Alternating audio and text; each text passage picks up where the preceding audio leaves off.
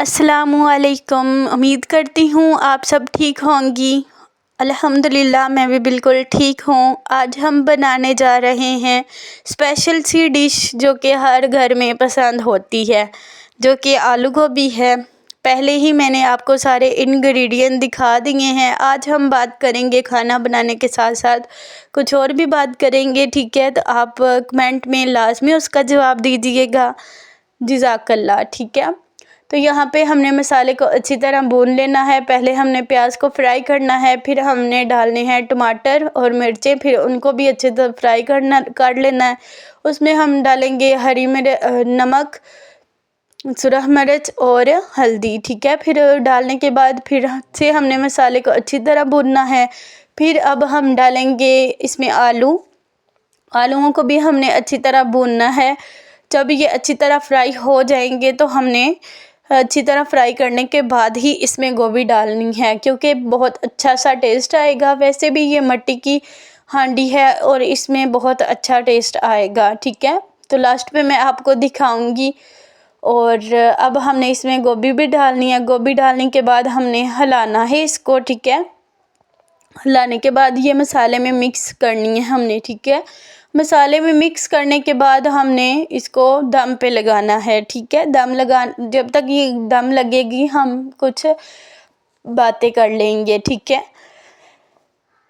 तो हमने दम लगा दिया है। पूछना ये था कि जब भी हम काम करती हैं, घर के सारे काम भी कर लें, तो यही बोला जाता है कि कुछ भी नहीं किया, आपने बातों को इग्नोर करना है और अपने काम में लग जाना है। इंशाल्लाह कामयाबियाँ अल्लाह देते हैं।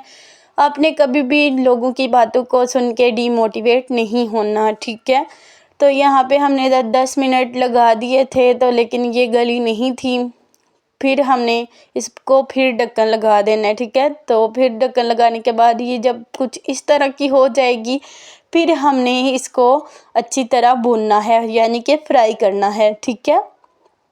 तो जब ये अच्छी तरह भून जाएगी तो बहुत ही कमाल की और मज़ेदार की बनी है। मैं आपको जूम करके भी दिखाती हूँ। जब ये घी छूटना शुरू हो जाएगा तब तक हमने इसको भूनना है और बहुत अच्छे से फ्राई करना है, ताकि इसमें जो गोभी का कच्चापन होता है वो ना रहे, ठीक है। तो माशाल्लाह से अच्छी तरह भूनने के बाद हमने इसमें अब गरम मसाला भी डालना है और लास्ट पे हमने धनिया भी डालना है, ठीक है। इससे बहुत अच्छा टेस्ट आता है गरम मसाले से।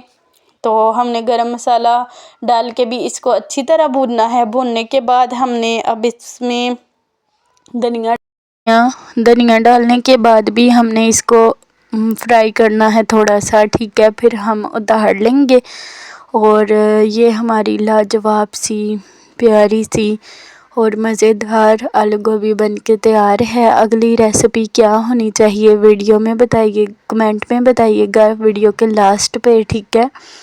और अगर आपको वीडियो पसंद आई है तो आप लाइक एंड सब्सक्राइब कर दीजिएगा। जज़ाकल्लाह। मिलते हैं अगली वीडियो में।